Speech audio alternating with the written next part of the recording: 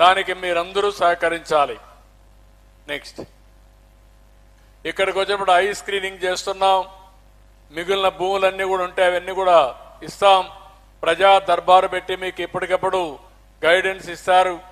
ఇంకో పక్క అలింకోట్ disability camp పెట్టి ఎవరికైనా ఎయిడ్స్ కావాలంటే అవన్నీ కూడా సరఫరా చేసే బాధ్యత 1387 మందిని ఐడెంటిఫై చేశారు డిజేబుల్డ్ అందరినీ. వాళ్ళందరినీ ఏ విధంగా ఇవన్నీ ఇచ్చి ముందుకు తీసుకుపోవాలో దానికి కూడా ఒక ప్రణాళిక తయారు చేస్తున్నారు. నెక్స్ట్, నేను ముందే చెప్పాను, health, wealth, health, happiness, this is the vision I'm working for Kuppam. ఈరోజు బిగినింగ్, ఈ బిగినింగ్ నుంచి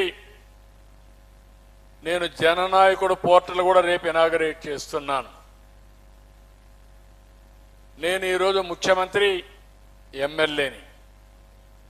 ముఖ్యమంత్రిగా రాష్ట్రాన్ని బాగు చేసే బాధ్యత నా మీద ఉంది.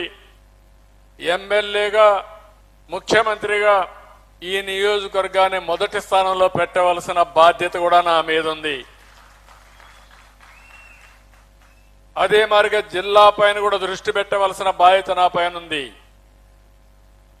ఒక నమ్మకం పెట్టారు, ప్రజలందరూ విశ్వసించారు. మళ్ళీ నేను వస్తే ఈ రాష్ట్రానికి మంచి జరుగుతుందని కళ్ళగన్నారు. అందుకే మీరు ఒకసారి చూస్తే నేను గాని, జనసేన అధినేత పవన్ కళ్యాణ్ గాని,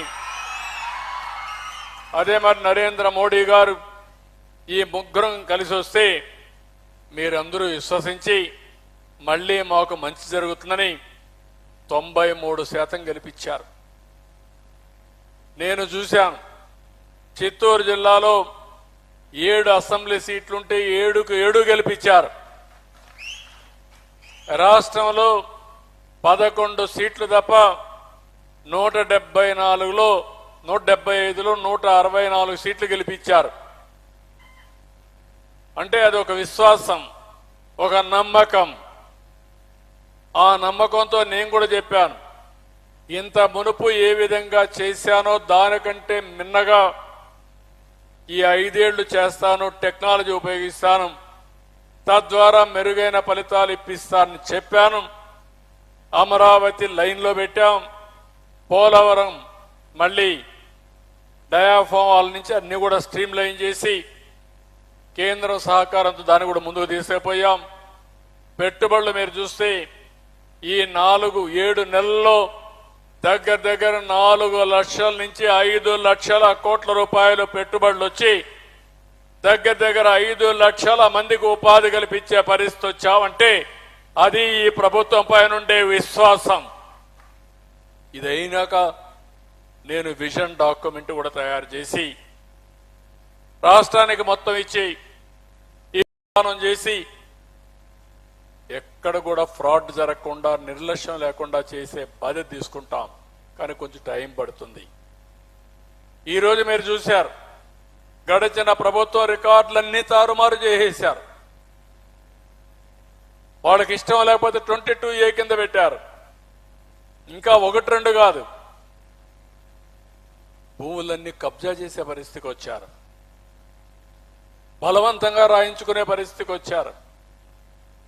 ఇప్పుడు మొత్తం రెవెన్యూ సదస్సులు పెట్టి మొత్తం రికార్డ్స్ అన్ని ఎస్టాబ్లిష్ చేసి శాశ్వతంగా భూ సమస్యలన్నీ పరిష్కారం చేసి మీ భూమికి రక్షణగా ఈ ప్రభుత్వం ఉండడానికి అనేక కార్యక్రమాలు తీసుకుంటున్నా. తొందరలో ఇచ్చేస్తానని కూడా మీ అందరికీ హామీ ఇస్తున్నా. నాకు వచ్చే పిటిషన్లు చూస్తే 50%, 60%, 70% ల్యాండ్ రిలేటెడే వస్తున్నాయి. అంటే ఎక్కడికి పోయావో నాకైతే అర్థం కావడం లేదు. ఇలాంటి అన్నీ కూడా చేస్తాం. రెండోది కూడా మీరు చూస్తే ఈరోజు ఇక్కడికి వచ్చినప్పుడు ఏదైతే యూనివర్సిటీ కూడా ఒకసారి సమీక్ష చేస్తాం.